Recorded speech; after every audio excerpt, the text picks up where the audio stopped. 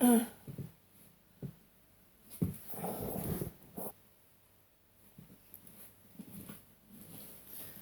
guys, my name is Crystal. Welcome to my YouTube channel. Welcome old subscribers, welcome new. If you like my videos, please press the like button. Please do subscribe. It's Monday morning. The weather's like dull. The sun isn't out at the moment, but I personally feel quite warm. It's humid. It's 22.5 degrees inside this flat, so it's 22.5 degrees. Alexa, good morning. Good morning. On this day in 1897, Amelia Earhart was born. The first woman to fly solo across the Atlantic, she celebrated her legendary 2,048-mile flight in style, with a cup of cocoa. Because champagne may be classy, but it's cold up there in the clouds. Alexa, what's the time, please? The time is 8:05 a.m. Alexa, what's the date today? Today is Monday, the 24th of July. Alexa, what's the weather like? Right now in Rochester, it's 16 degrees Celsius with mostly cloudy skies. Today's forecast is clouds and showers, with a high of 18 degrees and a low of 11 degrees. And Alexa, can you tell me a joke? What did one hat say to the other? You stay here, I'll go on ahead. What did one hat say to the other? You stay on, I'll go on ahead. That's cool. Right guys, so it's Monday morning. I'm here at my flat. I've got up early, just after 7:30 this morning, and I made myself a cup of coffee. I fed my 2 elderly cats. I fed my dog, and I'm sat here and not really got any plans for today.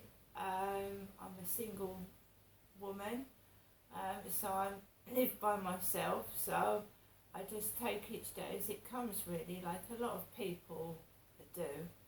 I was married, the marriage broke up, so I lived with someone for a fairly long amount of time, and I found myself on and off on my own ever since.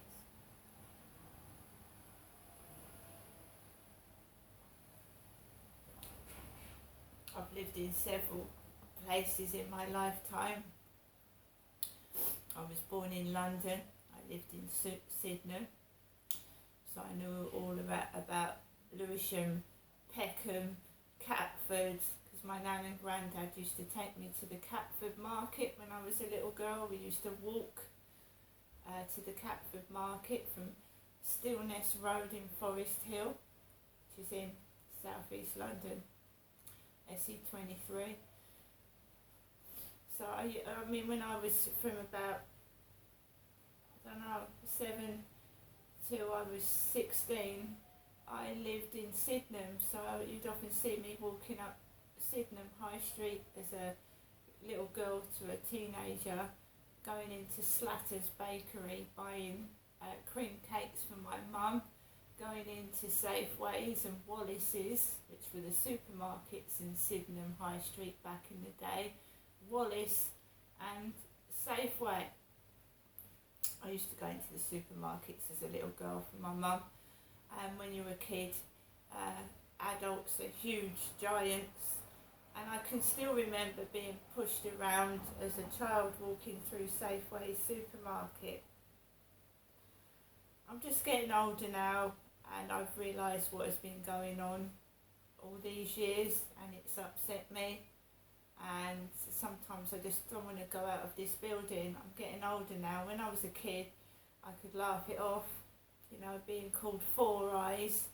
When I was living at Hazel Grove in Sydenham, London, as soon as I walked out of those flat steps, I used to have somebody pick on me. And when you wore glasses in those days, you were called Four Eyes by bullies. So a girl would come out, pretty girl with long hair, Four Eyes. So this has been going on since whenever I can remember that I could see, talk, communicate. It's been going on, and it's getting a bit boring now, especially when you're getting older and your responses aren't as quick as when you were younger. It's just horrible. Bullying is horrible, but it doesn't stop. It won't stop, so you just have to deal with it. Brush it off, deal with it. So, when I was a little girl, anyone that's been going through my videos will know that I was abused by my father. So it's sexual bullying, coercive sexual bullying. So I used to have to run back home when my dad would abuse me. I'd feel all upset outside by people's bullying, and I wasn't safe indoors, so I'd run home and I'd have a dad that was abusing me. So I'd get bullied outside, come home, and my dad would pick on me. So life was pretty depressing, pretty lonely, no one to turn to. And now my dad has passed away. He didn't explain himself, he didn't tell me why he did it. I'm just here on my own, and the control of my abusive father is gone, but the bullying is still carrying on. And I don't want someone to take over my father's role, who he was sexually bullying me into doing things I didn't want to do. Right? I don't want someone else taking over, so I decided to stay alone for the time being. What he did to me wasn't very nice, it was cruel. He was booking me into places and pretending that I was his wife, and he would treat my mum like dirt, call her names, an old trout, an old bitch, even an old bastard. And then he would take me on holiday and book me into caravan parks as his wife. And he'd been telling all his mates and whatever that his wife was a bullying old trout. She was an ugly old trout. She was this and that, and it wasn't me. I wasn't his wife. Not that he should be saying that about his wife anyway, but I was actually a decent looking young woman, and I had been taken away from my children to what I believe to be forced to do things with my father. And however, people go down my videos, I understand that. Yes, it is disgusting, yes, it is horrible, but you have to speak about it to let people know that, these things do go on. It's hidden under the carpet. My childhood was ruined. My teenage years were ruined. When I went to work, I couldn't form proper relationships. I was still in my first job living at home with my father, who was trying to abuse me before and after I was going to work. So I couldn't hold down jobs, I couldn't hold down relationships, and this is what happens when it's covered under the carpet. It ruins people's lives, and it does go on. And yeah, I'm disgusting, I'm horrible, but can you imagine a little child trying to go to school with the pressure of school bullies, coming home being sexually abused, sexually abused. So I'd go to school, get bullied to fuck, come home, my dad would either beat me or sexually abuse me. Then it's a repetitive 5-day circle, going to school, coming back, being bullied at school, being sexually bullied at home. And then the weekend wasn't enjoyable. My dad didn't used to take us out. He used to hit and abuse. We never went out properly. And I want to change that, but I'm not being allowed to change that. It's not going to change. While people think you're something to laugh at, you're a spectacle of humiliation, they can get away with treating you like trash, it's going to carry on. Now I'm putting a stop to it. I'm not being treated like that. Right? I'm not being in any part of these sexual scenarios, right? I go into a shop to buy food to come out, not to be made fun of, and if I'm made fun of, I'm gonna make it known I don't like it, and I don't like it.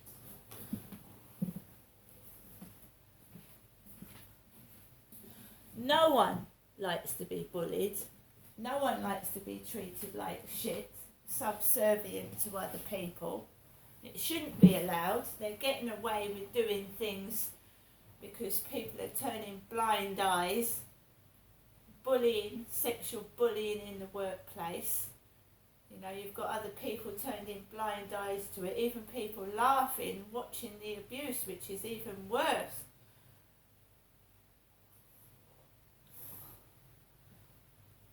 I started going onto the field up there in Rochester just to walk Max. There's nothing on that field. There's no shops. There's nothing. It's just a pathway. Right? That's all it is. And I started, when I first moved into this flat in 2020, was to walk my dog around that field. I started taking photographs of the trains. There was 2 exits. There's only 1 exit now. So you could walk onto that field and get off another exit. So they took the other exit away. So I have to go out the same way as I came in. Everything I take photographs of disappears. And I'm not joking, it sounds funny, but it does. Everything I highlight is made fun of, or it's reduced. Or, you know, because it's me. What's wrong with me? Have I got a disease?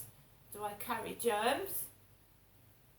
Everything I touch has to be cleaned. Why is that? Am I dirty? And they make it obvious when I touch something, they clean it. What's wrong with me? You need to spend at least a month with me to find out what these people do. I don't know who they are, why they're doing it, but it's evil, it's disgusting. I used to go into a shop and they would rub the counter when I touched it, or they'd look at me like, don't put it in my hand. You can't treat people like that. But they do it to me. And I wrote to somebody, I said I'm treated like a third-class citizen in my own country. I wrote to David Cameron, I wrote to Theresa May, I haven't written to Rishi Sunak yet, but I've written to at least 2 or 3 Prime Ministers in my lifetime that I'm being treated like a third-class citizen in my own country.